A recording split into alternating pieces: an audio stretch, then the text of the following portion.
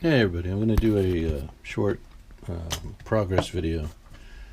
Again, I'm probably, I'm not going to be doing anything on any work on camera on this video, on this project, but we're gonna talk about it.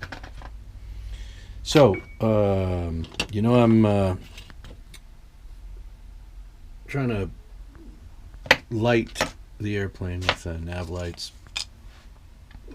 And I am actually working on that. It does have a battery in it now. One I won't be able to access until I actually cut out the passenger door here at the rear fuselage. And this is the compartment within which, actually these two compartments are where the 9-volt battery is. And then as you can see, the cluster of wiring. There are two lights in the fuselage, and the one is the cockpit lighting, and there's a very small red lens right there that you can probably make out. There's an LED behind that, and then there's an LED under the tape here at the tail, which will be the white navigation tail light.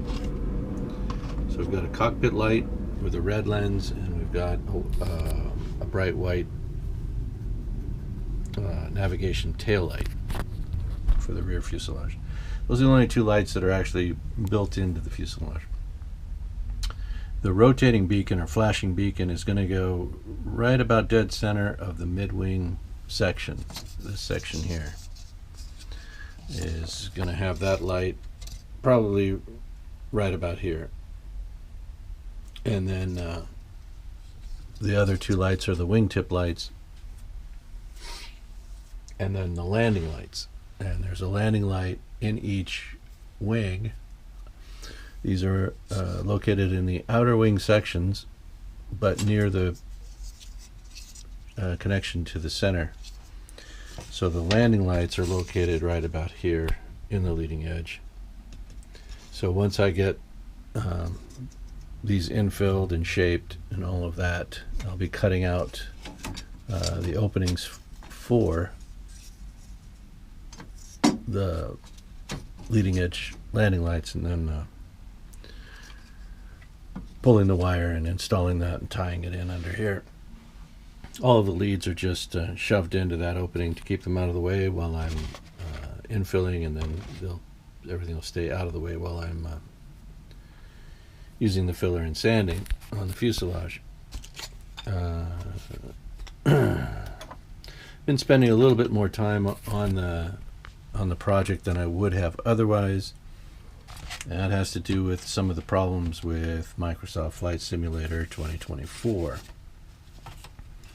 Otherwise, I'd be more involved in that and taking a break from this. But since the release of and the rollout of that flight sim hasn't been very smooth, I haven't been using it. I haven't even installed it yet. I pre-ordered it. It's sitting there, but I haven't installed it, and I'm not going to until I can figure out exactly what kind of computer I need to best utilize that flight sim in its new configuration. I guess what they did, and for those who are familiar, you watch my channel to see the flight sim videos, you know what the issues are, but I guess for anybody else who cares to know, flight sims are brutal on storage, memory, and processing speed, processors, because there's so much information that has to be usually stored on the computer and then accessed rapidly so that there's no lag and no delay in the way those individual scenes are rendered. And because they include weather and aircraft physics and topography and textures and sometimes fluid dynamics, for the ocean and interaction with the aircraft on the ground and all the other aspects of flight sim, It takes a heavy toll on most computer rigs. So what Microsoft here decided to do was to instead offload most of that stuff back onto their servers in the cloud, and then stream most of that stuff to the user in real time.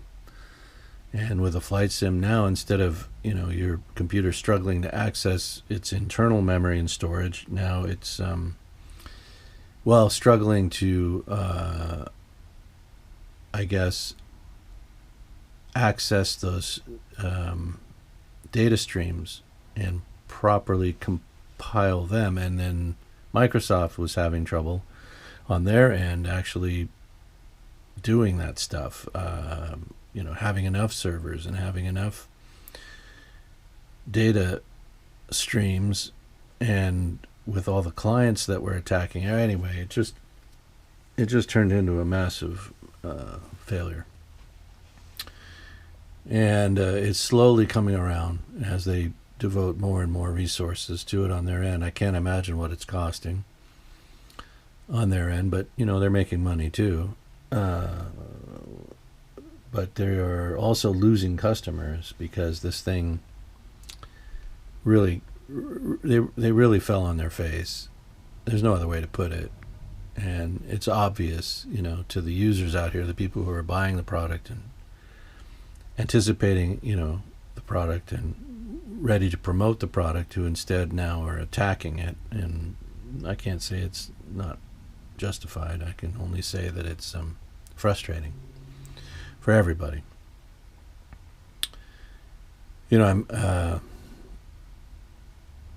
There's probably a great deal of words that philosophers have said over the centuries about this kind of thing, but I don't know. I knew that it wasn't going, because of how they were describing what they were going to do and the way that they test this stuff. So let's say that they had their office working on the thing, and they had a number of volunteers out here in the field, beta testing it. And with a limited number of users and a limited, global profile of, time zones that were attempting to access. Let's say they had, 20,000 people accessing their closed sandbox and their limited, server set that was dedicated to testing. And so for them, for that limited number, and then you add time zones into it, so not all of that number are logging on and utilizing the program at the same time. There's time zones involved. So while some people are sleeping, others are on it, and while those people are gaming, and then they fall off, and the next time zone accesses it, for their peak period, and so on, and around the planet you go. And for that, it probably looked okay. Like, this we can keep up to that. I think they scaled it up probably in their heads. We can dedicate this much of the cloud and this many servers and this much, whatever. And it was just woefully short, sighted and small, and it didn't take into account the number of people that were going to join Xbox and download this stuff on the day. Even if it just took into account their existing users and said, well, a percentage of them are going to come across, but not all of them are going to come across on day one, it was still a bad guess. And it didn't take into account at all, I don't think, any of the number of people who are getting excited about the promotions and planning on just buying it and installing it on that day, on that first or second day. And it just blew everything out of the water. And on top of that, there were going to be gimmicks and problems and things that weren't going to work the way they had thought they would work, out in the wild. And so there was going to be all of those glitches to deal with as well. And it just turned into a storm, of epic proportion. So, I'm still using 2020. I didn't uninstall it. I still have a good rig to run it on, and it still is, supported so I'm not worried. I don't care. I only bought the basic standard version of the new sim anyway. I was going to spend, $200 or more on something that was untested and probably not going to be ready. I mean, in all fairness, I was sitting here thinking, there's no way this is going to work, and it's probably going to be a month or two, if not longer, before it's really ready, based on what they were talking about and what they were claiming that they were going to be able to do, versus my understanding of the reality of that kind of gaming. Anyway, so I'm not a genius. I just, it just didn't make sense that it was going to be ready to, even if they'd done a conventional flight sim, just as if they had just improved 2020 and then released it as the same sort of platform where all of the, all of the burden was on the home user's hardware, to sort it out and run it. I didn't think it was going to be ready for, a couple of weeks or a couple of months anyway, because of, the changes that they were making. So they've got all these, upgrades to the simulator itself, and then they've got this new method of delivering it. It's two big challenges for them. And I didn't think they could even meet the one. So anyway, I'm not, Microsoft will figure it out. They'll get there. They've poured a ton of money into this thing. This is their flagship franchise software, flight sim. That's what they're all about, and they'll get it. It's just anyone's guess as to when it'll actually be, fully appreciated. Anyway, so I'm working this project, and we're getting through it. There's not too much of the infill left, just around the tail here. I'll get this done. Start doing the filling and sanding, and in between blasts of that, I'll start infilling and working on the wings. The tail surfaces you've seen, they're already pretty well, done. I just need to get rid of the wood grain on those, filling and sanding, and getting rid of that wood grain, getting the wings ready, and then it'll be a matter of detailing out these engines, getting them painted up, obviously, is really what I'm talking about. They're pretty detailed. There's nothing physical I need to do to them. From a modeling standpoint, they just need paint and detailing, weathering. So there'll be that. There's the landing gear to lay up and figure out, and I have to really drill into whether I'm going to have these functional retracting, or what I might do is build up the landing gear and make it removable. And by that, what I mean is, instead of having it retract into the wheel wells, I'll just have it so that it's highly detailed and it just inserts and friction fits into the wheel wells for when I need the airplane to be on a shelf or pedestal, or posed as if, landing. And then, or just be able to remove the landing gear, right, and pop in a wheel into each of the wells, or a retracted version of the landing gear. So have an extended version of the gear and a retracted version of the gear, and just be able to swap those two sets out. Something I'm just thinking about, spitballing, and I might end up doing it that way. Or just fixing the gear in either the up or down position, if I can just decide on which. This is ultimately what my problem is I like the look of these airplanes in every configuration, and it's hard for me then to decide, well, do I want it? It's got to be either this or that, and that's, I don't like that. I like having options, so try to build them in somehow, and that's what I'm thinking of doing here. So, if you're wondering how the progress is going, this is it. This will be the on-off switch. This will be the location of it. I think what I'm going to do, though, is these are, the wire's not tight on these. I left it so that I could pull these away when I start finishing in here.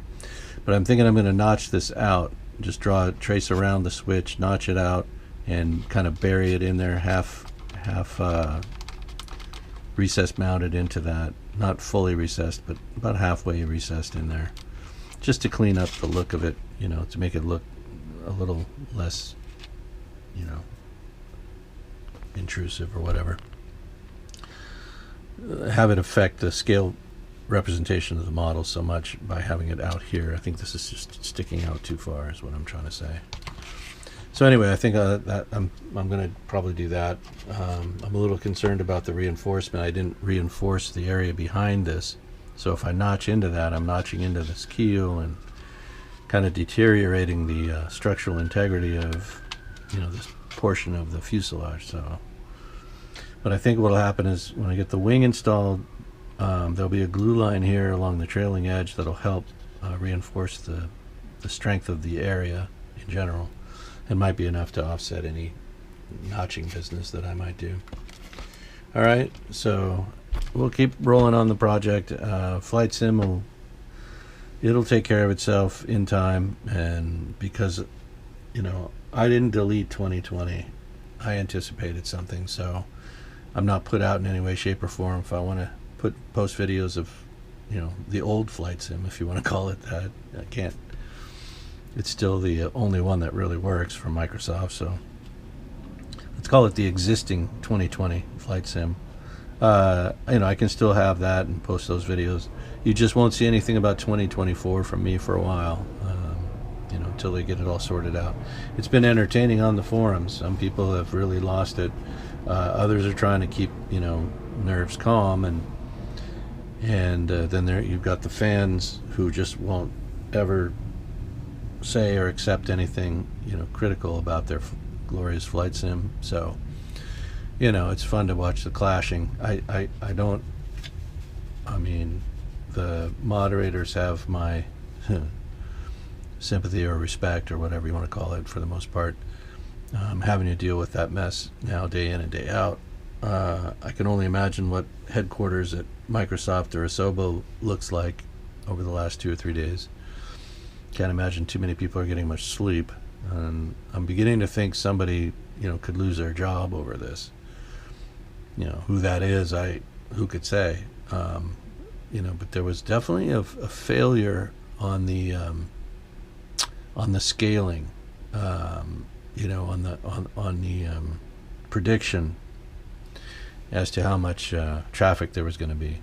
I mean, like a critical error in that, and I think the costs now of providing that streaming service for Microsoft or